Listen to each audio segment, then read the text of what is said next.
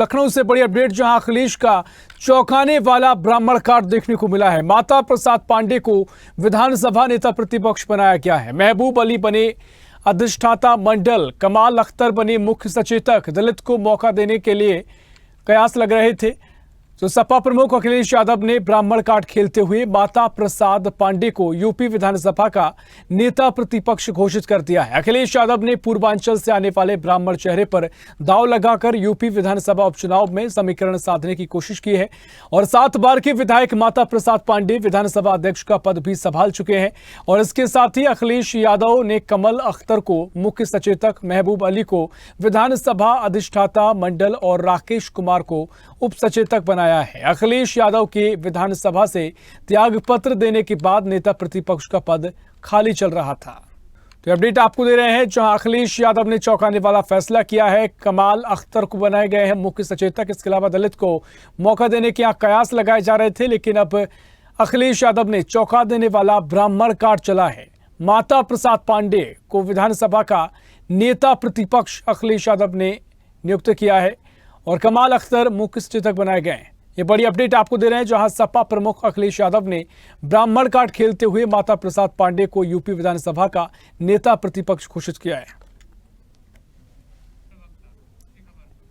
और इसी खबर पर और भी चर्चा के लिए हमारे साथ भारतीय जनता पार्टी से आलोक वर्मा जी हमारे साथ जुड़ गए हैं। बहुत स्वागत है आलोक जी आपका स्वदेश न्यूज में।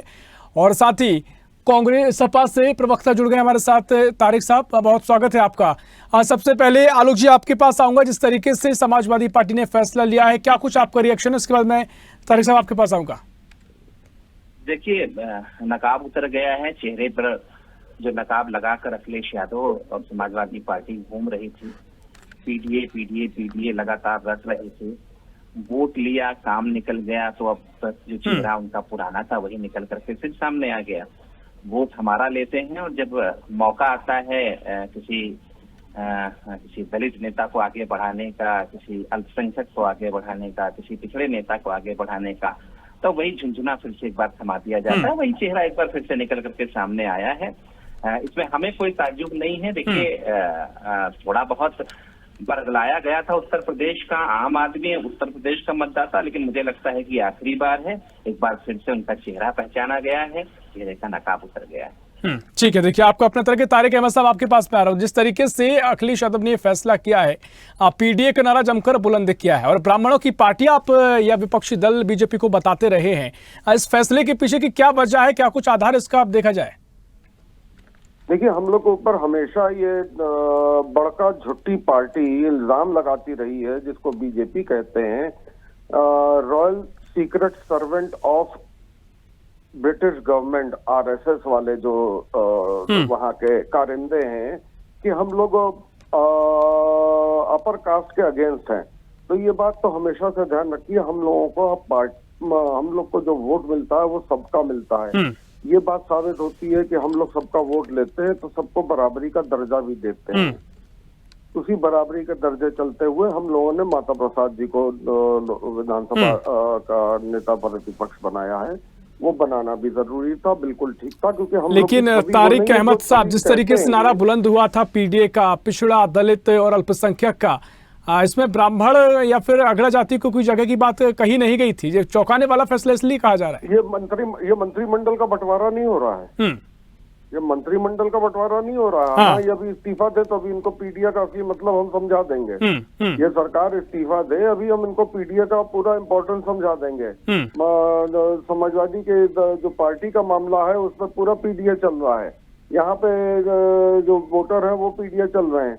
विधानसभा अध्यक्ष का एक आपको चला गया तो आपको बेसिकली इनको तकलीफ ये है कि इनका ब्राह्मण वोट भी डिस्टर्ब होगा। ये डर गए हैं, अखिलेश जी के जो फैसले से। ये इसी डर में इनके मुंह से ये सारी बातें निकल रही हैं। ये लोग डरे हुए हैं, झुट्टे लोग हैं। ठीक है आलोक वर्मा जी, मैं आपके पास आऊंगा, क्योंकि जो बातें कही गई थी और जिस तरीके से चुनाव के परिणाम सामने आए थे, जातिगत फैक्टर कहीं ना कहीं सपा और विपक्ष के खेमे में पहुंचा था, उनको फायदा मिला था। यही कारण रहा कि बड़ी हार का सामना लोकसभा चुनाव में उत्तर प्रदेश में आपको करना पड़ा। अब जिस तरीके से ब्राह्मण कार्ड भी अखिलेश यादव ने चला है, तो कहीं ना कहीं ब्राह्मण वोटर को साधने की कोशिश की गई है। तो क्या बड़ी चुनौती आपके सामने आगामी समय में? देखिए, लगातार कोई भी इलेक्शन रहा हो उत्तर प्रदेश का, चाहे 2014 का, 17 का, 19 का, 22 का, भारतीय जनता पार्टी एक बड़ा वोट बैंक लेकर के आगे बढ़ी है। निश्चित रूप से इस बार जो 2024 का इलेक्शन हुआ वैसा नतीजा नहीं निकला जैसी उम्मीद हमने की थी, और इसके पीछे जो कारण निकल के आए हैं वो साफ साफ है, कोई छुपी बात नहीं है कि जिस तरीके से इन्होंने गफलत में डालने की कोशिश की कि भारतीय जनता पार्टी अगर अत्यंत बहुमत हासिल कर लेगी तो देश का संविधान बदल देगी। तो ये गफलत है, ये जो काठ की हांडी है बार बार चढ़ाई नहीं जा सकती। काठ की हांडी उन्होंने एक बार चढ़ा ली, निश्चित रूप से कुछ सफलता उनको मिली है, कुछ उत्साह उनका बढ़ा होगा, लेकिन देखिए जो आम जनता है और खासतौर से जो हमारा समाज है वो देखता है उनको बहुत गौर से, कौन क्या कर रहा है। समाजवादी पार्टी को भी गौर से देख रहा है, इनका चेहरा तो पहले से ही दिखाई पड़ता था। जब इनकी सरकार आती थी तो जो बड़े पद थे उसमें कुछ खास नाम हुआ करते थे, वो पहचान पिछड़ों ने पहचान ली, और उसके बाद वो भारतीय जनता पार्टी के साथ जुटे, सबका साथ, सबका विकास, सबका प्रयास के साथ जब उत्तर प्रदेश आगे बढ़ा तो उत्तर प्रदेश की तस्वीर भी बदली। थोड़ी सी गफलत खाई है भारतीय जनता बिल्कुल, लेकिन आलोक वर्मा जी वो भी तो यही कह रहे हैं कि देखिए पीडीए का नारा दिया, ब्राह्मणों को मौका दे रहे हैं, तो सबका साथ सबका विकास तो वो भी कर रहे हैं। देखिए, भारतीय जनता पार्टी देखिए जातियों के हिसाब से नहीं चलती। मैं मानता हूं कि इस उत्तर प्रदेश को बनाने में, उत्तर प्रदेश को आगे बढ़ाने में अल्पसंख्यकों का भी उतना ही रोल है जितना अगड़ों का है, जितना पिछड़ों का है, जितना दलितों का है। सबको आगे आना चाहिए, सबको आगे बढ़ के उत्तर प्रदेश की तस्वीर बदलनी चाहिए। जाति के हिसाब से राजनीति मुझे लगता है कि चीजों को पीछे करती है, प्रदेश को पीछे करती है और अंततः देश को पीछे करती है। भारतीय जनता पार्टी ने करीने से इस उत्तर प्रदेश की तस्वीर बदली, भारत की तस्वीर बदली, लेकिन जाति का जो समीकरण है निश्चित रूप से इस बार उत्तर प्रदेश में चला, और गफलत का समीकरण ज्यादा चला, जाति का समीकरण से भी मैं नहीं कहूंगा। तस्वीर देखिए निकल के आई, जो लगातार नारे पीडीए पीडीए पीडीए पीडीए चिल्ला रहे थे, अल्पसंख्यकों को क्या मिला? हमारे प्रवक्ता साथी समाजवादी पार्टी के अच्छी तरीके से जानते हैं, मुझे दोहराने की जरूरत नहीं है। यादवों को क्या मिला वो तो सबको पता है। कुछ दूसरी जातियां थोड़ा सा एक बार फिर से भ्रम में आ गई, मुझे लगता है कि ज्यादा दूर तक अब इस नारे को नहीं। लेकिन आलोक जी देखिए, अब यही बातें फिर हो जाती है ना, अब आप कह रहे हैं कि यादवों को क्या मिला, थोड़ी देर पहले आप कह रहे थे कि जाति के आधार पर देश नहीं चलता है, समाज नहीं चलता है। मैंने कहा सबका साथ, सबका साथ।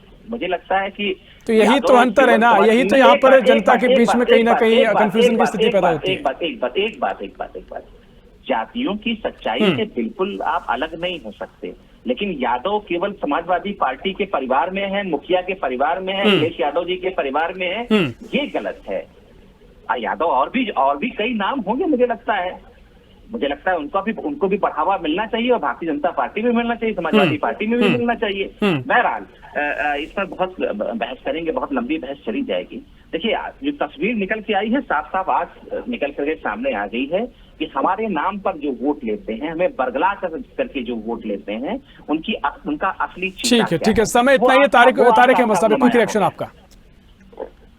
देखिए, ये लोग झूठे हैं। इनका पहले नाम था हिंदू महासभा, जो जिन्ना की पार्टी मुस्लिम लीग के साथ मिलकर यहाँ पे चुनाव लड़ी थी, और जिसने देश का बंटवारा धर्म के आधार पर करने का फैसला किया था।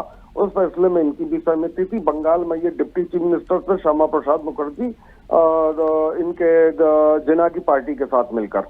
तो ये हमेशा से देश विरोधी ताकतों के साथ हमेशा से मिलकर रहे हैं, हमेशा उनके साथ मिलकर। आज भी ये CIA के एजेंट हैं जो पिछले जमाने से चले आ रहे हैं। ये अमेरिका के कहने के हिसाब से चलते ये सब। ठीक है, देखिए आप इतिहास में चले गए हैं और इस तरह के तर्क आप लगातार रखते आए हैं, लेकिन जिस तरीके से ये फैसला लिया है, कितना फायदा, कितना लाभ आपको मिलेगा, सपा को मिलेगा, ये तो वक्त बताएगा। मैं बहुत शुक्रिया करना चाहूंगा तारिक साहब आपका इस चर्चा में शामिल होने के लिए, और साथ ही आपका भी बहुत शुक्रिया तो आलोक जी इस चर्चा में शामिल होने के लिए। तो लगातार देखिए, अखिलेश यादव ने जो काट चला है ब्राह्मण काट के चलते, अब तमाम तरीके से कयास लगाए जा रहे हैं कि ब्राह्मणों को साधने की कोशिश भी यहाँ पर अखिलेश यादव ने की है, और इसका फायदा भी आगामी समय में सपा को मिल सकता है। लेकिन वक्त बताएगा कितना फायदा होगा, कितना क्या कुछ आगे स्थिति रहेगी।